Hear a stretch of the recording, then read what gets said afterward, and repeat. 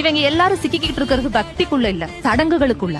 சடங்குகள் அப்படிங்கறது பாத்தீங்க அப்படின்னு சொன்னா, ஒண்ணு அது ஒரு சுயலாபத்துக்கு பின்னாடி இருக்கக்கூடிய விஷயமா இருக்கும். இப்ப நம்ம மதர்ஸ் டே, ஃபாதர்ஸ் டே எல்லாம் பாத்தீங்கன்னா ஒரு வியாபாரத்துக்கு பின்னாடி இருக்கக்கூடிய விஷயங்களா இருக்கும். அந்த மாதிரி இவங்களுடைய சடங்குகள் எல்லாத்துக்கும் பின்னாடி என்ன இருக்கும்னா, ஒரு பெண் தெளிவடைய கூடாது, அவளுக்கு எந்த மீனிங் தேவையில்லை, அவ இத மெஷின் மாதிரி கடத்திக்கிட்டே இருக்கணும் பரம்பரையா. என் மாமியாருக்கு 80 வயசு ஆகுது சார், எனக்கு கல்யாணம் 16 வருஷம் ஆகுது, ஒன்னாதான் இருக்கும். என்னோட 3 நாத்தனார் பக்கத்துலதான் இருக்காங்க.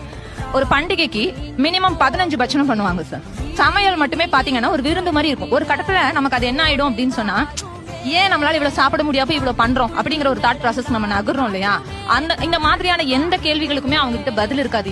அவங்கள நான் யாரையுமே தப்பு சொல்லல. they are all also trained. கடவுள் இருக்கு நான் என் குழந்தைக்கு சொல்லி தரக்கூடாது, அதே போல கடவுள் இல்லைன்னு நான் என் குழந்தைக்கு சொல்லி தரக்கூடாது. கடவுள் அப்படிங்கிறது ஒரு பர்சனல் எக்ஸ்பீரியன்ஸ், எனக்கு உணர்ந்தா தான் அது இருக்கு. அதே மாதிரி என் குழந்தையும் உணர்ந்தா இருக்கு. என் குழந்தை கடவுள் இல்லைன்னு உணர்ந்தாலும் அதுவும் கரெக்ட். பட் நம்ம டிசிப்ளின்